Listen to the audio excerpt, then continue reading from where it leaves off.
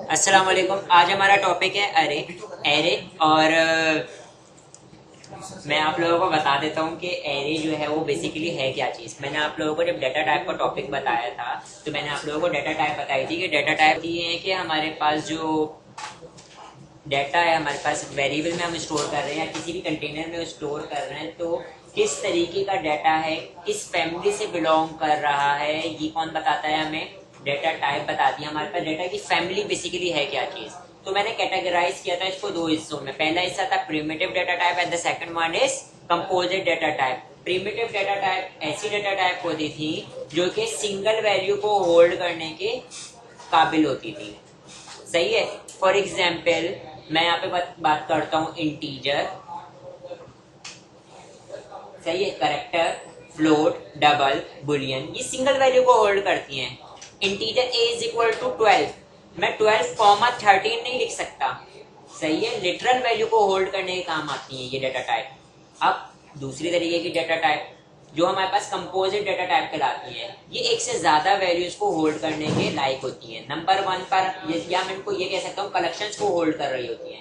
सही है। फिर हमारे पास आ जाती है इस कैटेगरी के अंदर हमारे पास कौन कौन आ जाता है? एरे, लिस्ट, एरे लिस्ट, ये सारे हमारे पास क्या है?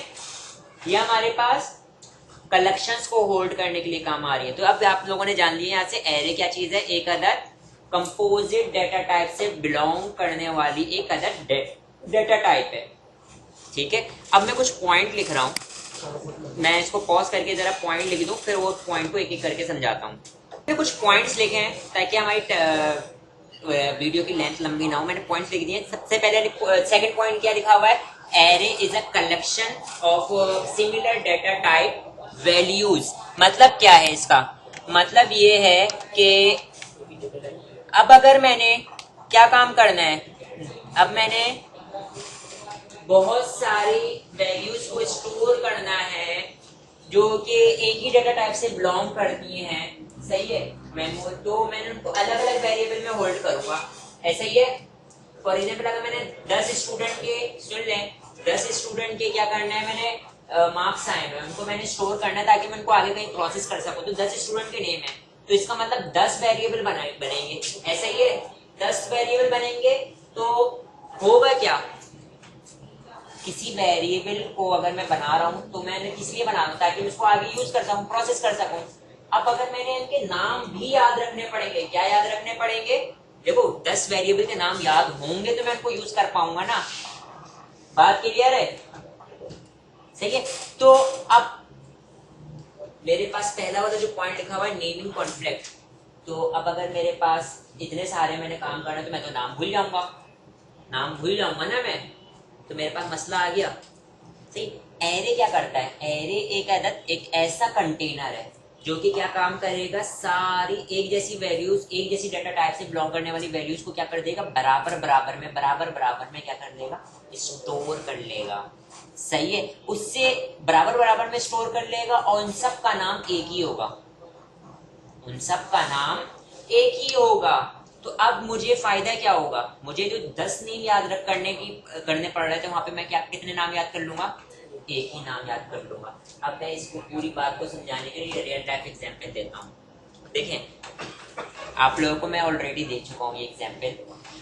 आपके घर में, आपके किचन के अंदर आपके जो बर्नियां होती हैं उसके अंदर जो मसाले भरे हुए होते हैं, हर बर्निया एक वेरिएबल है। हर बर्निया उसमें कोई ना कोई वैल्यू भरी गई है ताकि मैं उसको प्रोसेस कर सकूं, खाना बनाते वक्त उसको यूज कर सकूं। ऐसा ही है। देखिए सारे मसाले हैं, अलग अलग है, लेकिन उन सब की टाइप क्या है? मसाला। उन सब की मसाला टाइप है ना, लेकिन वो है सारे अलग अलग मसाले। कोई चाट का मसाला है, कोई नमक है, कोई मिर्चें हैं, कोई धनिया है, कोई जायफल है, कोई जावित्री है, कोई कुछ भी है। ठीक है। लेकिन सब अलग अलग हैं। समझ में आई? अब मैं उन सारी बर्नियों को, अगर मेरी मम्मा क्या करती हैं, देखिए मेरी मम्मा उनको क्या कर देंगी? उसको स्टोर करना है। ठीक है। तो उसको 2 कमरे में स्टोर कर देंगी, 2 किचन में, 2 वॉशरूम में। ठीक है। तो होगा क्या? ये सारी चीजें स्टोर तो होंगी मेरे घर के अंदर ही होंगी, लेकिन रैंडम प्लेसेस पर होंगी। सही है। और सबके नाम भी अलग अलग हैं। कोई चाट का मसाला है, कोई किधर है, सबको नाम याद रखना पड़ेगा कौन सी चीज कहाँ पर स्टोर हुई हुई है।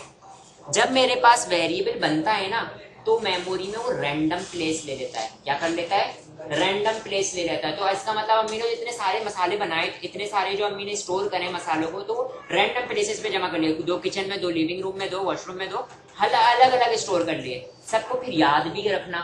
फिर जब अम्मी को जरूरत पड़ी किसी चीज की, तो अब नेम कौन सा मसाला कहाँ रखा हुआ है, अम्मी भागेंगी जाएंगी और लेकर आएंगे, उस मसाले को यूज करेंगी। ठीक है, तो ये मेरे लिए, अम्मी के लिए क्या था, नाम याद रखना एक बहुत बड़ा चैलेंज था। सही है। फिर सेकंड चीज क्या थी? Time consuming. अम्मी जब भागती भी जा रही थी, मसालों को लेकर आ रही थी, तो उसमें अम्मी का टाइम भी जा रहा था, टाइम जा रहा था। सही है। तो ये दोनों ड्रॉबैक थे, वो किसके ड्रॉबैक थे? वेरिएबल के ड्रॉबैक थे। भाई देखो, अगर बहुत सारी वैल्यू को स्टोर करना है तो नेम का कॉन्फ्लिक्ट आ जाएगा। फिर सेकंड चीज क्या होगा? टाइम कंज्यूमिंग होगा, क्योंकि मेमोरी में वो अलग अलग स्टोर होता है। सही है। अब मेरे फादर ने क्या किया, किचन के अंदर एक कैबिनेट बना दिया, एक कैबिनेट बना दिया। अब उस कैबिनेट के अंदर कैपेसिटी कितनी है कि 10 बर्नियां रखी जा सकती हैं। तो एरे की कैपेसिटी क्या होती है? फिक्स साइज का हम कंटेनर क्या बना देते हैं? बड़ा सा कंटेनर बना देते हैं, जिसमें मुख्तलिफ किस्म की वैल्यू स्टोर हो जाती है। अब अम्मी ने जो अलग अलग जो मसाले की बर्नियां जमा कर स्टोर किया हुआ था ना, अम्मी ने सारी बर्नियों को एक साथ कहाँ रख दिया? उस कैबिनेट के अंदर रख दिया। अब अम्मी को पता है भाई कि कोई भी मसाला यूज करना है, कहाँ पे पहुंचना पड़ेगा, कहाँ पे? कैबिनेट के पास पहुंचेंगी, सारे मसाले मिल जाएंगे। तो अम्मी को नाम याद, कितने नाम याद रखने पड़े? एक कैबिनेट का। सही है। तो कैबिनेट के पास जाएंगे, सारे मसाले उनके पास एक्सेसिबल हो जाएंगे। सेकंड फायदा क्या हुआ? क्योंकि सारी चीजें बराबर बराबर में रखी हुई, तो टाइम कंज्यूमिंग नहीं हुआ, टाइम बच गया, काम इफेक्टिव हो गया। ऐसा ही हुआ। दोनों ड्रॉबैक को एरे ने कवर कर दिया। अब ये बात क्लियर हो गई होगी कि एरे है क्या चीज? एरे कलेक्शन है, एक जैसी बहुत सारी वैल्यूज को एक जगह पर होल्ड करके रख लेता है। सही है। अब देखो, जब सबके नाम देखें, अब मैंने कौन सी वैल्यू को एक्सेस करना है ये कौन बताएगा? कौन सी वैल्यू को एक्सेस करना है ये मुझे कैसे पता लगेगा? क्योंकि मैंने पूरा कंटेनर का नाम तो एक ही रख दिया है, कैबिनेट। ठीक है, तो ये हमें अब कैसे पता लगेगा? मैं इसके लिए इस चीज को समझाने के लिए मैं काम, ठीक है, मैंने एक डायग्राम बनाई है। फॉर एग्जांपल ये जो मैंने बड़ा एक रेक्टेंगल बॉक्स बनाई, मेरे पास मेमोरी है, और ये जो एक्स वाई वी डी, ये जो क्या है मेरे पास वेरिएबल है, तो मेमोरी में अलग अलग रैंडम प्लेसेस पे बन जाते हैं ये।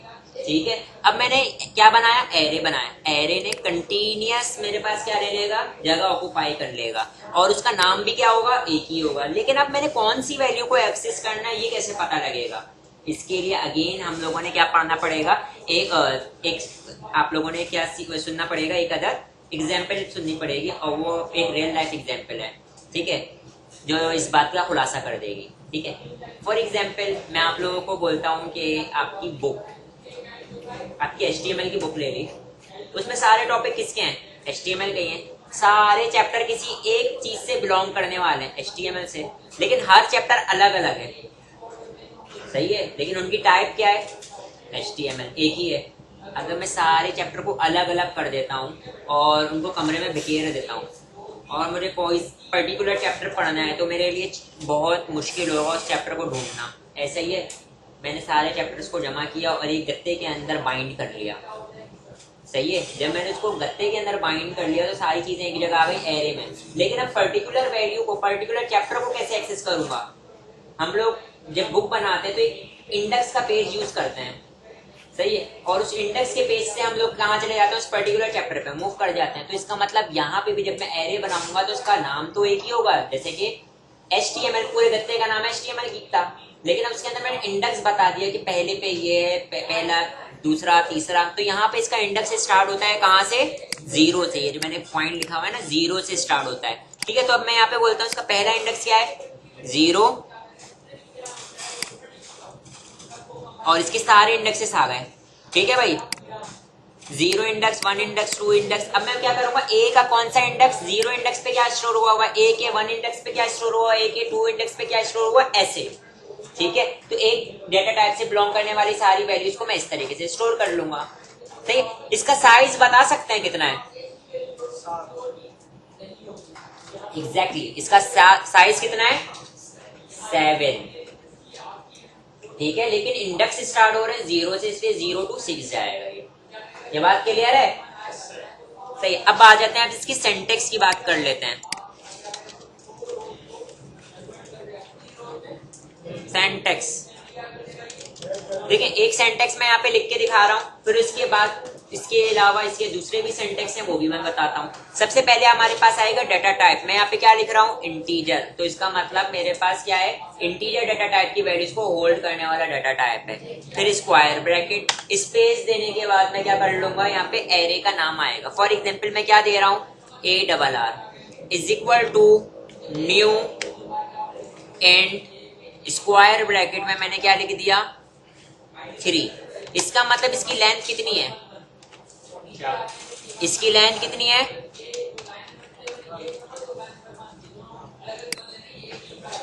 इसकी लेंथ है 3, मतलब 0 1 2। भाई 0 1 2, इसके कितने इंडेक्सेस बनेंगे? 0 1 और 2, क्योंकि इसमें लेंथ 3 लिखी हुई, लेकिन हमें ये बात पता है कि इंडेक्स 0 से स्टार्ट होता है, इसलिए 0 1 2। सही है। अब अगर इसके मैंने पहले इंडेक्स पे कुछ स्टोर करवाना है, मतलब 0 इंडेक्स पे कुछ स्टोर करवाना है, तो मैं यहाँ पे क्या करूंगा? देखें, अब ये ऊपर डिक्लेयर हो गया है, खाली बॉक्स बन गया इंटीजर टाइप का। ठीक है, लेकिन अब अगर मैंने इसके अंदर कुछ स्टोर करवाना है, तो इस तरीके से मैं राउंड स्क्वायर ब्रैकेट लिखूंगा, 0 इंडेक्स में क्या इनिशियलाइज कर दूंगा? 12। तो इसका मतलब 12 जो राइट हैंड साइड में चीज मौजूद होती है, वो कहां पे जाके स्टोर हो जाती है? लेफ्ट हैंड साइड में। तो इसका मतलब 12 कहां स्टोर हो गई? 0 इंडेक्स पर। और ये मैंने इस तरीके से 1 और 2। सही है भाई, यहां तक की बात क्लियर है? ये पहला तरीके का था। हाँ, अगर अब मैं ये करता हूं, जरा देखिएगा,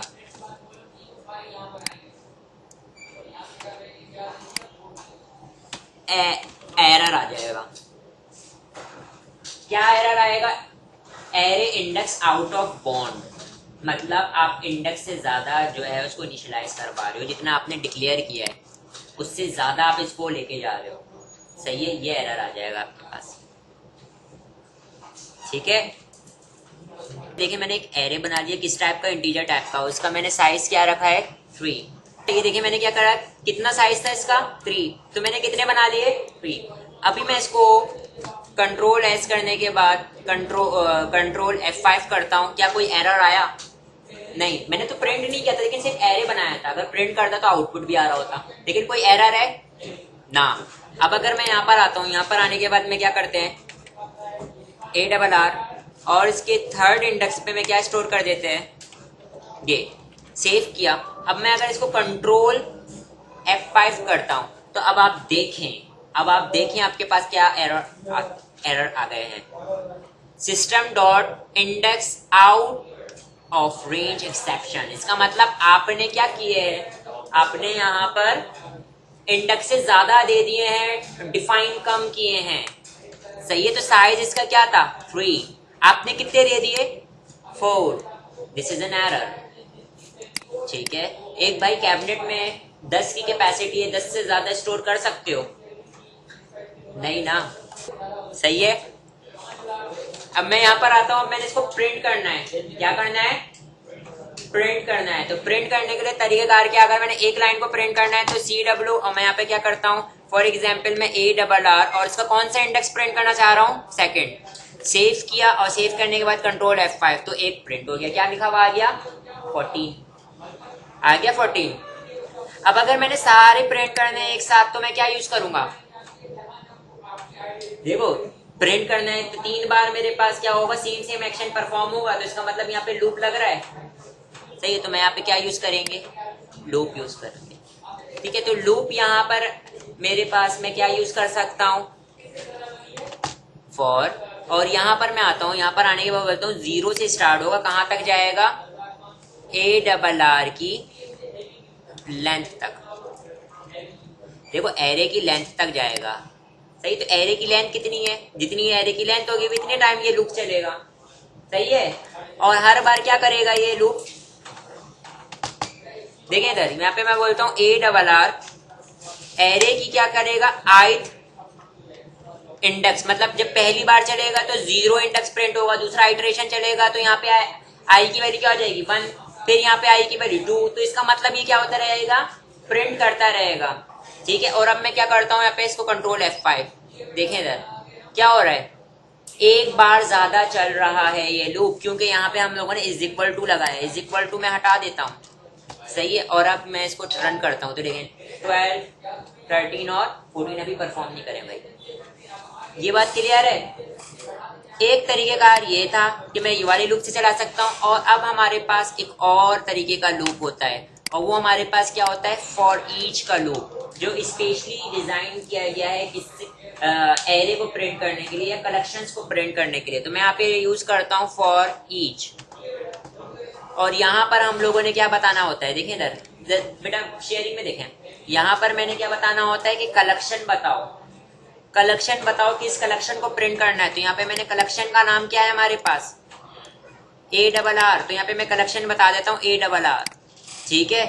और यहाँ पर मैं क्या कर दूंगा, वेरिएबल बनाना है कि आप क्या काम करोगे कि किसी भी कलेक्शन की सारी वैल्यूज को कहाँ पे असाइन कर दे रहे हो, इस वेरिएबल में असाइन कर दे रहे हो, ठीक है। और फिर ये लूप का एक डिफॉल्ट बिहेवियर है कि ये लूप जो है अपने तरीके से उस सारी कलेक्शंस को प्रिंट कर लेगा, उसकी लेंथ वगैरह सब कुछ खुद ही क्या कर लेगा, गेट कर लेगा।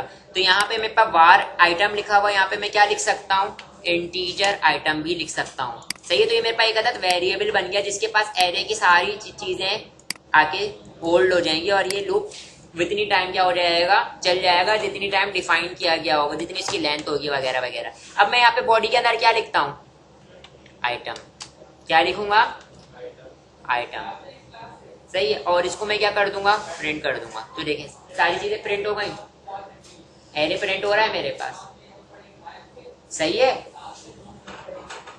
यहाँ पे हमें इंडेक्स वगैरह भी बताने की जरूरत नहीं पड़ी, ये स्पेशली बना हुआ ही किसके लिए है, कलेक्शन के लिए। बस आपने इसको कलेक्शन बताओ, यहाँ पे वेरिएबल बताओ, और उसको अंदर वेरिएबल को अगर प्रिंट करवाना है वेरिएबल को प्रिंट करवा लो, इस वेरिएबल को जो यहाँ पे बनाया है। तो ये वितनी टाइम जो है वो खुद ब खुद आपका आउटपुट वगैरह जो भी है वो आ जाएगा, सही है। कलेक्शन को प्रिंट करने के लिए यूज होता है ये लोग, सही है बेटा। यहाँ पे देखें इधर इसके 3 तरीके कार हैं। अगर आप लोगों ने क्या करना है, इसको डिक्लेयर करने के साथ साथ सिंगल लाइन में इसको इनिशियलाइज भी करना है। तो इस तरीके से पहला तरीकेकार ये है। दूसरा तरीकेकार ये कि देखें जो पहला तरीकेकार है इसमें आपने लेंथ बता दी, इसका मतलब 2 से ज्यादा नहीं जाओगे, ठीक है। और अगर दूसरा तरीकेकार यहाँ पे मैं अनलिमिटेड जो है वो लेके जा सकता हूँ, कि मैंने इसको क्या रखा है, खाली रखा है। लेकिन ये खाली उसी वक्त रख सकता हूँ जब मैं इसको सिंगल लाइन में इनिशियलाइज भी कर रहा हूँ। अगर मैं इसको यहाँ पे खाली रखूँ जो पहले वाला सेंटेक्स है तो ये एरर आ जाएगा, ठीक है। फिर इसी तरीके से तीसरा तरीकेकार है जिसमें मैंने ये लिखने की जरूरत भी नहीं है, और मैं डायरेक्ट इस तरीके से वैल्यू स्टोर कर सकता हूँ अगर मैं सिंगल लाइन में इनिशियलाइज कर रहा हूँ, ठीक है। अब आप देखो ARR लिखा हुआ है ना, मैं यहाँ पे क्या कर देता हूँ, मैं इसको C कर देता हूँ, ठीक है, और कंट्रोल F5 करता हूँ। तो देखें इधर कोई एरर आएगा, कोई एरर नहीं आया, सारी चीजें प्रिंट हो गई, ठीक है भाई। तो ये मेरे पास क्या था, 3 तरीके कार थे, इसको जल्दी से परफॉर्म कर लो।